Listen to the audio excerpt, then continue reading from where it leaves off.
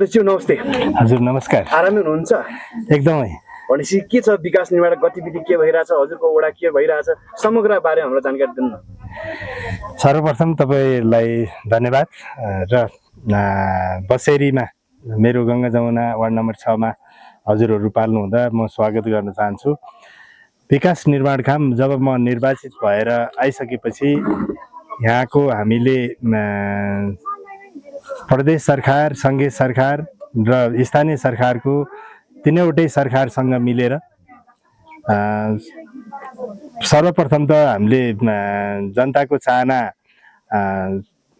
विकास निर्माण मध्ये पनि भौतिक पूर्वाधारमा बाटोलाई नै पहिलो प्राथमिकता रहेछ र बाटोलाई बनाउने क्रममा हामीले जीर्ण बाटाहरूलाई म निर्वाचित भएर आइसकेपछि बर्खासम्म मोटर चल्ने रोडहरूलाई बनाउने काम भएको छ।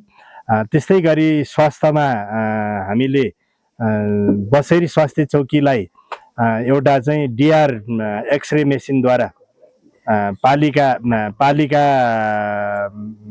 र यो गङ्गा जमुना गाउँपालिकाभरि पहिलो चाहिँ हाम्रो बसेरीमा डिआर मेसिनद्वारा एक्सरे मेसिनद्वारा हामीले चाहिँ सेवा सुरु गरिसकेका छौँ। ल्याबहरू पनि 19 किसिमका चाहिँ हामीकै टेस्ट हुन्छ र धेरै किसिमको स्वास्थ्यमा पनि हामीले फड्को मारेका छौँ।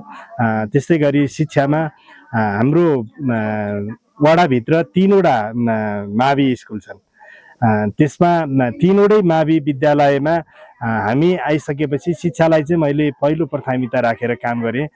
किन भन्दा शिक्षित नभइकन भौतिक विकास मात्रै भएर केही गर्ने अर्थ छैन भन्ने कुरा रहेर शिक्षा नै सबैभन्दा पहिलो हो भन्ने कुरालाई चाहिँ मध्यनजर गर्दै मेरो वडाभित्रका सम्पूर्ण निर्वाचित वडा सदस्य, स्टाफहरू र यहाँका सम्पूर्ण शिक्षकहरूलाई राखेर हामीले एउटा शिक्षक सम्मेलन जस्तो गरेर कसरी सुधार गर्न सकिन्छ, सुधारका मुख्य पाटाहरू के हुन्, शिक्षामा चाहिँ कुन कुन कुराले चाहिँ शिक्षालाई चाहिँ राम्रो गर्न सकिन्छ भनिसकेपछि हामीले निर्वाचित भएर आइसकेपछि पालिकाको हामी नम्बर 1 हो।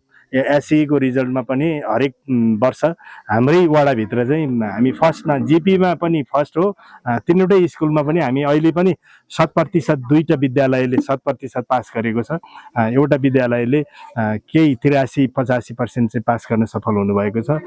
त्यस्तै गरेर हामीले वडापडा नै बजेट छुट्याएर हामीले होस्टेलको व्यवस्था गरेर 3 महिना एससी दिने विद्यार्थीलाई कक्षा 8 र 10 लाई चाहिँ 3 महिनासम्म चाहिँ हामीले विद्यालयमा राखेर हामीले केही पैसा चाहिँ वडाबाट दिएर थोरै चाहिँ अभिभावकबाट पनि सङ्कलित गरेर अनि 3 महिनासम्म हामीले होस्टेल राखिसकेपछि विद्यार्थी घरमा, जसको घरमा बुवा आमाहरू बाहिर हुनुहुन्छ अनि विद्यार्थीहरू पढ्ने भन्दा मोबाइल धेरै हेर्ने भएपछि त्यसलाई चाहिँ रोक्नको लागि हामीले होस्टेलको व्यवस्था, त्यहाँ चाहिँ होस्टेलमा सरहरू त्यहीँ बस्ने, त्यहीँ पढाउने गरिसकेपछि उहाँहरूको धेरै सुधार भयो। योगा गराउने, उहाँहरूलाई हँसाउने सबै कुरा चाहिँ हामीले त्यसरी सुरुवात गऱ्यौँ, जुन चाहिँ उदाहरणीय रूपमा पालिकाभरि अहिले चाहिँ सबै ठाउँमा चाहिँ सुरुवात गर्नुभएको छ। मैले पालिकामा निर्वाचित भएर आइसकेपछि ग्रिन ट्रायल ट्र्याक भनेको पालिकाकै गौरवको आयोजनाभित्र राखेर त्यो मेरै कन्सेप्ट हो। मैले आधुनिक आरनको विषयमा मैले पालिकामा निर्वाचित भएर आइसकेपछि मैले नै राखेको त्यो कन्सेप्टलाई सङ्घीय सरकारले पत्याइदिएर हामीलाई चाहिँ त्यसको कार्यान्वयनको लागि केही बजेट चाहिँ दिनुभयो। हामीले पहिलो दोस्रो वर्ष आइसकेपछि ठेक्का लागेर ठेक्काले अलि अझ गल्तो भएर बसिरहेको छ। पहिलो वर्ष हामीले सामानहरू दियौँ। किन आधुनिकीकरण भन्दा अहिलेको ग्लोबलाइजमा एकदमै वन जङ्गल मासिने क्रममा त्यसलाई चाहिँ अलिकति सुरक्षित होस्, उहाँहरू पनि खाली कालोमा बसिरहने भन्दा बिजुली आइसकेपछि बिजुलीद्वारा त्यो सञ्चालित होस् भनेर हामीले त्यो हेतुले त्यो काम गऱ्यौँ। जस्तै अहिले तपाईँ बसिरहनु भएको ठाउँ मङ्सिरेमा यस्तै गरेर हामीले अब डेभलपमेन्टलाई लाइक कन्स्ट्रक्सन डेभलपमेन्ट भनेको अर्कै मोडलमा लैजानुपर्छ, जुन चाहिँ एकदमै वातावरण मैत्री र यहीँ भएका स्थानीय कच्चा पदार्थबाट चाहिँ बनाउनुपर्छ भनेर हामीले ढुङ्गा छाप्ने, सिँढी लगाएर ढुङ्गा छाप्ने काम गऱ्यौँ। त्यसले गर्दा स्थानीय लेभलमा रोजगारको सिर्जना यहीँ भयो र हिँड्दा बस्दा डुल्दाखेरि पनि एकदम राम्रो सफा देखिने तपाईँहरूले अहिले फिल गरिरहनु भएको छ जुन ठाउँमा हामी घुमेर आयौँ। अनि टुरिज्ममा ल्याउने सबैलाई चाहना छ। हामीहरूकोमा यो बिचमा मध्य पहाडीभित्रको नि हामी विकास सभ्यताको विकास कि नदीको छेउमा हुन्छ भन्छ कि हिमालको छेउमा, तर हामी चाहिँ यो बिचको भागमा परेकोले हाम्रो चाहिँ वैकल्पिक अरू केही पनि छैन। यहाँ एउटा कृषि, अर्को चाहिँ पर्यटन। कृषिको उत्पादन धेरै गराउने र पर्यटन ल्याएर यहीँ खपत गरेर बाँकी रहेको चिज बेच्ने भन्दा यहाँको मान्छेले अरू चिजमा हामीले केही कुरालाई पैसा खर्च गरिदिनु, दिमाग खर्च गरिराख्नु पर्ने कुरा देखिँदैन। शिक्षा पहिलो कुरा भइहाल्यो, स्वास्थ्य दोस्रो कुरा रह्यो, त्यसपछि भौतिक निर्माणमा रोडहरू छ, त्यसपछि हामीले कृषिलाई प्राथमिकता दिएर हाम्रो सङ्घीय सरकार, प्रदेश सरकार, स्थानीय सरकार र किसान तीनटा सरकारको तीनटा बीचमा चाहिँ हामीले सङ्घीय सरकारको के अरे प्रदेश सरकारको 60%, स्थानीय सरकारको 20% र किसानबाट 20% गरेर अहिले हामी धान पकेटमा सञ्चालन गरिरहेछन्। एक वडा एक पकेट क्षेत्र अन्तर्गत हाम्रो पञ्चवर्षीय योजना चाहिँ 5 करोडको बजेट हो, 5 वर्षसम्म आउँछ। हाम्रो अहिले कार्यान्वयन भएको दोस्रो वर्षमा छौँ हामी, दोस्रो आर्थिक वर्षमा।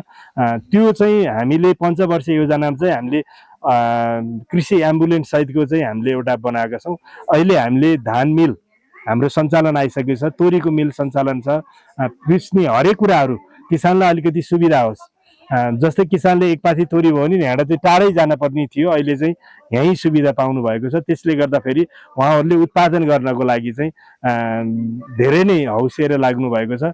त्यस्तै मैले भने तोरी चाहिँ हामीले 3 करोड भन्दा प्लसको चाहिँ तोरीको तेल ल्याउँदो रहेछौँ यहाँ। मैले त्यो एउटा एप्पल रोक्सी भन्ने एउटा प्लास्टिकमा आउँछ, त्यो चाहिँ हामीले बिहान गऱ्यौँ यहाँ, पालिकाभरि बिहान छ।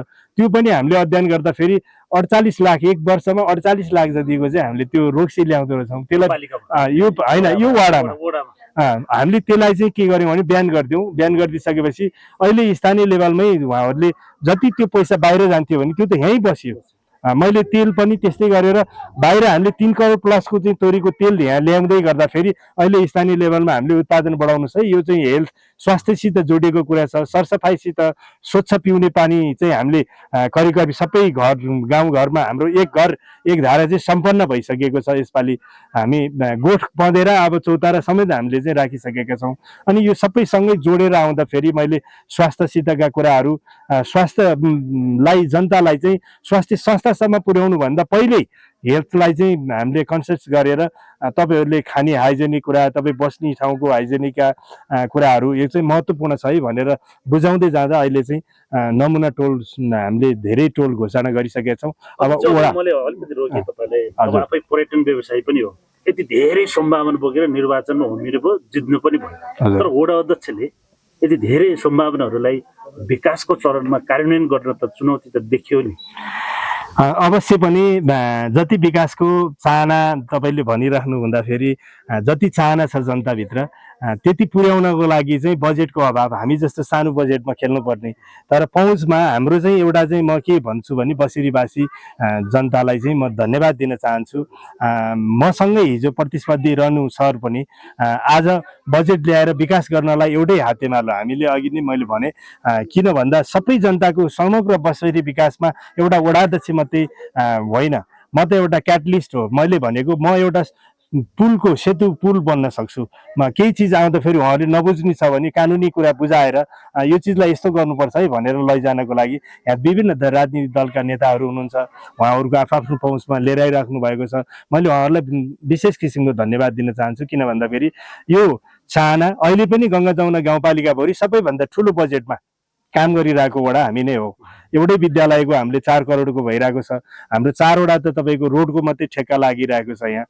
अनि खानेपानीमा तपाईँको सँगै खानेपानीले काम गरिरहनु भएको छ, प्रदेश जिल्ला खानेपानीले काम गरिरहनु भएको छ।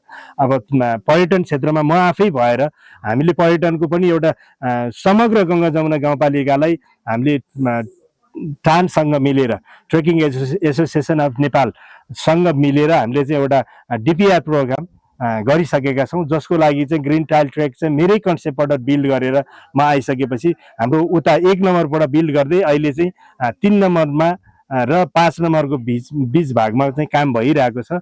अब नेक्स्ट अब एक आर्थिक वर्ष हामीले यो अब वर्ष चाहिँ बजेट बनाउँदाखेरि हाम्रो माथि 3 सूर्य जुन हामीले 3000 मिटरको कुरा गरिरहेको ठाउँमा पनि हामीले बाटो बनाएर लैजान्छौँ र मान्छेलाई फेरि टुरिज्म भनेको अलिकति छुट्टै किसिमको हामीले डेभलप गर्न खोजेको, मान्छे ल्याएर मात्रै भएन, यहाँनिर उहाँहरूले सन्तुष्टि भएर यो यस्तो पेसा हो कि हस्पिटालिटी भनेको हजुरको खल्तीमा भएको पैसालाई झिकेर हजुरलाई फेरि खुसी बनाएर पठाउनु पर्ने पेसा, यो एकदमै जटिल त यसै छ। तैपनि हामीले चाहिँ यसलाई प्रयास चाहिँ गर्नुपर्छ भनेर अहिले लागिरहेका छौँ। उहाँहरूले एकदमै सित लाग्नुहुन्छ। विकासको चाहना पनि यस्तै किसिमले चाहिँ अगाडि बढिरहेको छ, हातेमालो गरेर एकदमै फ्रेन्डली। मैले यहाँ कुन पार्टी कुनसित मैले कहिले पनि तुलना गरिनँ, किन भन्दा मैले ल्याउने सरकारबाट आउने बजेटलाई मैले ल्याएको पनि भनिनँ मैले, किन भन्दा मैले सक्दो ल्याएँ। 5 करोडको 6 नम्बर वडालाई पालिका सरकारले हेर्ने दृष्टिकोण चाहिँ कस्तो छ प्रष्ट बताइदिनुहोस्। पालिका सरकारलाई अहिले हामी गङ्गा जमुना गाउँपालिकाको एउटा कार्यपालिका टिममा हामी 15 जनाको टिम हुँदाखेरि त्यहाँ 6 महिनासम्म चाहिँ हामी विपरीत एउटा चाहिँ गठबन्धन सरकारबाट निर्माण भएको र म चाहिँ त्योभन्दा छुट्टा हामी 2टा वडा अध्यक्ष थियौँ। 6 महिनासम्म चाहिँ उहाँहरूलाई अलि अप्ठ्यारो नै भयो हामीसित काम गर्नको लागि। अनि मैले सही कुरा जनताका कुरा बोल्दै जाँदाखेरि त त्यो फेरि नकार्न सक्ने त उहाँहरूको पनि रहेन, किन भन्दा जनताकै कुरा चाहिँ लान पर्ने हो। म फेरि पालिकाको लेखा समितिको संयोजक र पर्यटन विकास समितिको पनि संयोजक हुँ। अनि म ट्याक्स भ्याटको विषयमा मलाई अलिकति पहिल्यैदेखिको थाहा भएको कुरा, अनि मैले उहाँहरूलाई धेरै कुरामा सहजीकरण गर्थेँ। अध्यक्षज्यूले हामीलाई कहिले पनि बन्धनमा राख्नु भएन, उहाँलाई चाहिँ म धन्यवाद दिन चाहन्छु। उपाध्यक्षज्यू पनि हाम्रो टिम त्यहाँभित्र गइसकेपछि उहाँहरू तछाड मछाड गर्नुहुन्छ, म बिचमा बसेर मैले सेतु यहाँ बाँध्ने कुरा होइन, हामी जति कुराहरू गर्छौँ गरौँ, तर एउटा निष्कर्षमा निकालेर निस्किनुपर्छ। यो जनताले दिएको म्यान्डेट हामी भोट खाएर आइसकेपछि यो कुरालाई चाहिँ निष्कर्ष बिनले हामी बाहिर निस्किनुहुन्न। जहिले पनि एउटा समस्या आउँछ, समाधान खोजेर जानुपर्छ, समस्याले हामी भाग्नु हुँदैन, समाधान गरेर जानुपर्छ भन्ने हेतुमा हाम्रो अध्यक्षज्यूहरूले उपाध्यक्षज्यूले कार्यकारी त फेरिरहनु भएको छ। 3टा कार्यकारी सरहरू फेरिनु भयो हाम्रो पालामा। अब के होला आउने आर्थिक वर्षमा सबैजनालाई हामीले मिलाएर लगिरहेका छौँ। एकदमै सौहार्दपूर्ण छलफल हुन्छ, बहस हुन्छ, त्यसपछि हामी कुनै पनि बैठक अहिलेसम्म बहिष्कार गरेर गएको छैनौँ। यो टिम अघि हजुरले अलिकति कृषिमा जोड्नु भएको थियो, तपाईँको वडालाई कृषि उत्पादनको चाहिँ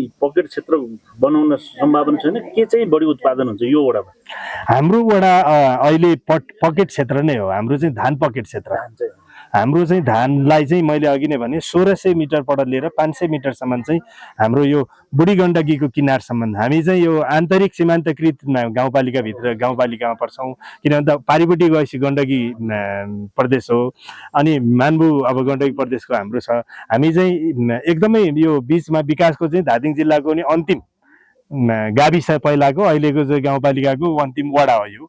अनि यहाँबाट उता गएपछि गोर्खा जिल्ला, यहाँ माथि लागेपछि गणेश हिमाल तपाईँ चाइनाकै सिमाना छुन्छ होइन, जङ्गलै जङ्गल हो, राष्ट्रिय यो जङ्गलभित्र पर्छन्।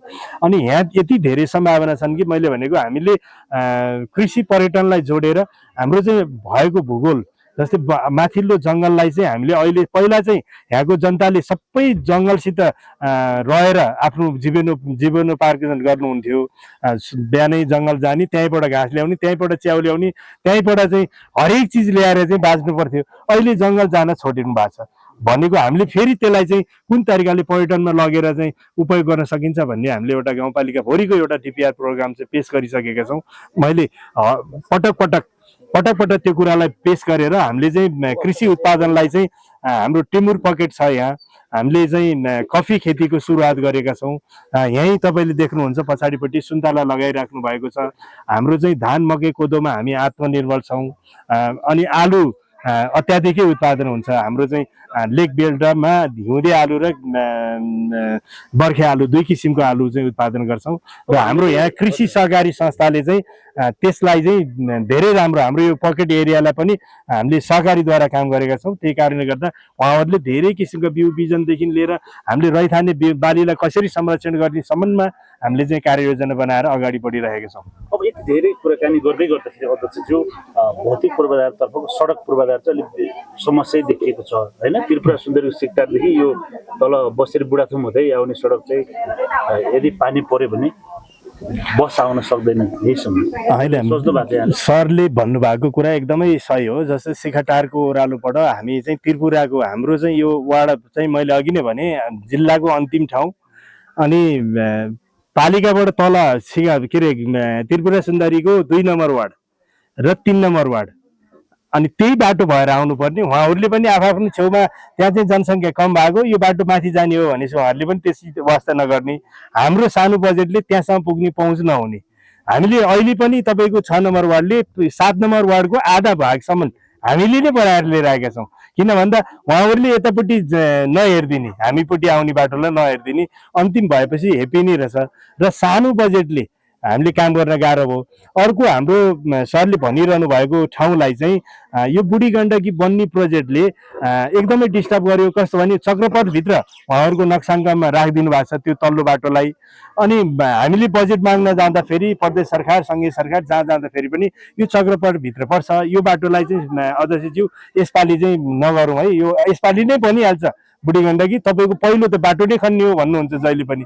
अनि त्यस कारणले गर्दाखेरि हामी काठमाडौँबाट राजधानीबाट हामी 150 किलोमिटर हौँ, तर अहिले हेर्दाखेरि डोटी जस्तो भइरहेछ। यो कहाँ हो यो कर्णाली जस्तो भएको छ। किन यो भयो भन्दा मैले हामीभन्दा सिनियर नेताजीहरू जुन चाहिँ यसै क्षेत्रबाट चाहिँ यो जेनजी आन्दोलनभन्दा अगाडि मन्त्री हुनुहुन्थ्यो हाम्रो रामनाथ अधिकारीज्यू, हामीले उहाँहरू समेत पनि राखेको, क्याबिनेट पनि त्यो कुरो पुगेको छ। अब अहिले पनि हाम्रै धादिङका सभामुखदेखि लिएर राम्रो पोस्टमा चाहिँ मान्यहरू हुनुहुन्छ।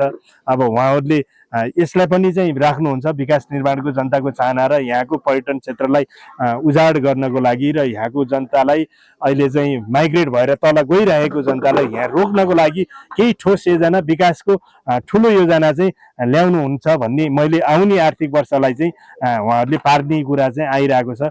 अब म त्यही आशामा चाहिँ अब बस्नको लागि चाहिँ अनुरोध गर्छु जनतालाई। अब तत्कालको समस्या चाहिँ टार्नु पर्ने चाहिँ देखिन्छ।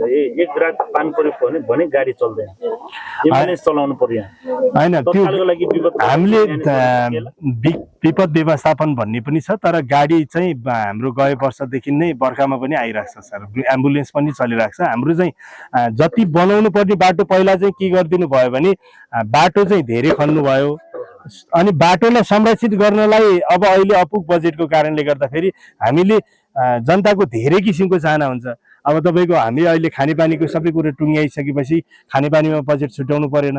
हामी अहिले मेन चाहिँ फोकस चाहिँ हामीले बर्खामा समेत गाडी चल्ने चाहिँ बाटोको लागि जनताको चाहना, त्यही अनुसारले चाहिँ काम गर्नको लागि हामी स्थानीय सरकार र प्रदेश सरकारलाई पनि हामीले त्यो किसिमले चाहिँ गाइडेड गरेर बजेट पार्ने र काम गाडी चलाउन र एम्बुलेन्स चल्ने कुरालाई चाहिँ सहज तरिकाले चलिरहेको छ। हाम्रो चाहिँ दुई किसिमको बाटो छन् यहाँ। हुन्छ सर, मैले त्यो सडककै विषयमा चाहिँ सोध्नु खोजेको उहाँले सोध्नुभयो। यही सडककै विषयमा चाहिँ कुरा गर्दाखेरि हामीले स्थानमा पनि बुझ्यौँ। जस्तो यहाँ अहिले बाटोको निम्ति चाहिँ कति करोड चाहिँ योजना पर्यो भनेको छ, तर त्यहाँ अलिक ठेकदारको चाहिँ लापरवाहीको कारणले हो कि त्यो हुनपर्ने काम नै अहिलेसम्म हुन सकेको छैन भन्ने गुनासो छ। होइन, एकदमै जनगुनासोदेखि लिएर हाम्रो पनि गुनासो हो। यो चाहिँ यो पद्धति यो सिस्टमलाई मैले चाहिँ गुनासो गरिरहेको छु। किन भन्दा हाम्रो यो सङ्घीय सरकारबाट पढेको समपूरक बजेट 2 करोड 40 लाखको 6 नम्बर र 7 नम्बर वार्डको हो। यो हामीले आधा आधा बनाएर काम गरेका छौँ। 1 करोड 20 हाम्रोमा, 1-20 7 नम्बर वार्डमा, 7 नै 6 मा आउनुपर्ने भएकोले हामीले पनि त्यहाँ प्राथमिकता दिएर कामै गर्नुपर्ने। उहाँ चाहिँ काम भइरहेको छ। अहिले यहाँ काम गर्नुभयो। ठेकदार कस्तो आउँछ, ई बिडिङ सिस्टम हुन्छ, हामीलाई पनि केही पनि थाहा हुँदैन। जब आयो काम गर्नुपर्ने एउटा छ। उहाँहरूलाई चाहिँ हाम्रो चाहिँ अब फेरि एउटा चलन के हो भने तन्काउने छ प्रोजेक्टलाई। उहाँहरूले खोज्दो रहेछ एकै ठाउँमा हाम्रो काम कन्टिन्यू गर्ने। अब हामीलाई चाहिँ जहाँ आवश्यक छ त्यहाँ गर्ने भन्ने कुरा छ। अहिले चाहिँ हामीले सडकमा चाहिँ नाली काट्ने काम गरेका छौँ। डाँडागाउँ तपाईँ सुरुवातबाट अलिकति काम भइरहेको छ त्यहाँ पनि। अनि त्यहाँबाट लिएर हाम्रो चाहिँ वडा कार्यालय तलसम्म चाहिँ हामीले सडकको पूर्वाधारलाई नाली काट्ने काम चाहिँ हामीले गरेका छौँ। जुन चाहिँ ठेक्का नाली र यो ग्राभेल पनि हो अहिलेसम्म। अब अहिले हामी आज जेठको चाहिँ 26 गते बोलिरहेका छौँ भने अब काम गर्ने दिन भनेको करिब 25 दिन जति बाँकी छ उहाँहरूलाई यो आर्थिक वर्ष सिद्धिनुभन्दा पहिला। तर 25 दिनमा त्यो काम सबै सम्पन्न गर्नुहुन्छ गर्नुहुन्न।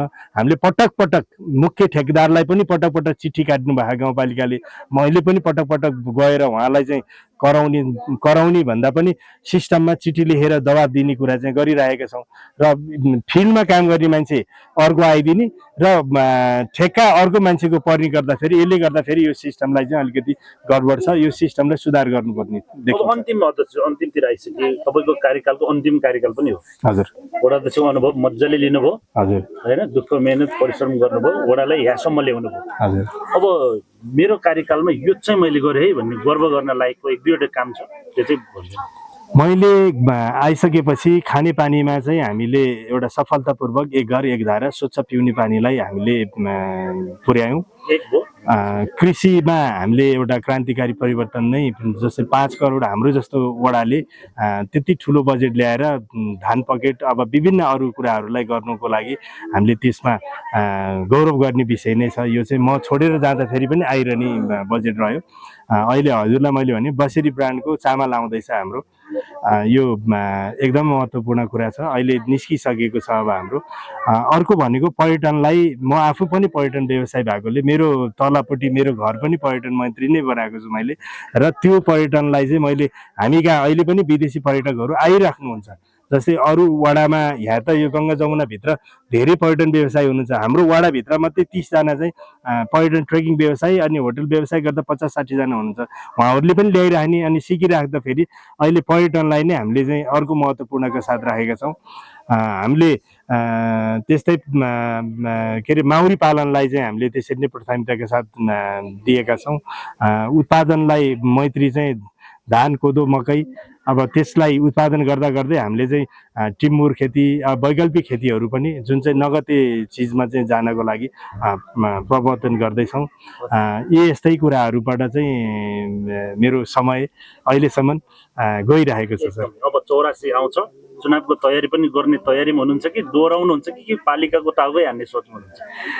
म सायद अब यही ठाउँमा यही उसमा चाहिँ दोहोऱ्याउँदिनँ, यो प्रष्ट रूपमा भन्छु। अब अरू चाहिँ विषयमा समय कस्तो किसिमको आउँछ त्यही अनुसारले अगाडि बढ्छु। पार्टीले नै जिम्मेवारी दिनु भने आट्नुहुन्छ होइन, पार्टीले जिम्मेवारी अथवा मेरो इच्छा, मेरो परिवार, अब सबैजनाले त्यो चाहना मैले गर्न सक्ने, त्यहाँ देख्दाखेरि चाहिँ मैले पालिका भनेको एउटा कार्यकारी सिस्टमभित्र चलेको, त्यहाँ गइसकेपछि धेरै कुराहरूलाई चाहिँ परिवर्तन गर्न सकिन्छ भन्ने चाहिँ अलिकति छ। किन भन्दा हामीले अहिले वडा अध्यक्ष भनेको बेसिक लेभलमा सिकेर जाने एउटा राजनीतिज्ञ चाहिँ हो।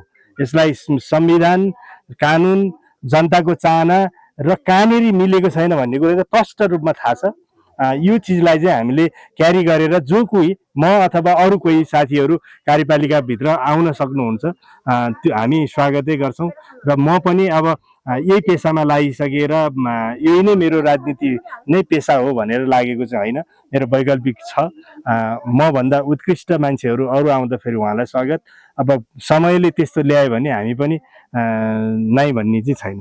अन्तिममा जस्तो हामीले हेरिरहने दर्शकबिन वडावासी पालिकालाई हजुरलाई केही कुराहरू त्यस्तो भन्न छ? केही छुटेको छ भने सम्पूर्ण मैले गङ्गा जमुना गाउँपालिका सम्पूर्ण बासिन्दाहरू र देश विदेशमा रहनुभएका मेरा इष्टमित्र दाजुभाइ दिदीबहिनी मान्यजन सम्पूर्णमा म के भन्न चाहन्छु भने धादिङवासी र नेपालभरि रहनुहुने छरिएर रहनुभएका सम्पूर्णलाई हाम्रो गङ्गा जमुना वार्ड नम्बर 6 मा एकचोटि नमुना गाउँ घुम्न आइदिनुहोस् र विकास निर्माणमा भौतिक विकासलाई धेरै गर्न नसके पनि सामाजिक विकासमा चाहिँ हामीले अतुलनीय हिसाबले चाहिँ अगाडि बढाएका छौँ। भ्रष्टाचारलाई हामीले मुख्य कारण चाहिँ भ्रष्टाचारले जगडेको हाम्रो राजनीतिलाई मैले चोख्याउने र सङ्ल्याउने कोसिस गरिरहेको छु। सबैजनालाई हातेमालो गरेर अगाडि बढिरहेका छौँ। सबैलाई म धन्यवाद दिन चाहन्छु। तपाईँहरूले सधैँभरि जोसुकै आए पनि जो आए पनि यसरी नै साथ दिनु होला भन्ने नमन गर्न चाहन्छु। हस्, नमस्कार।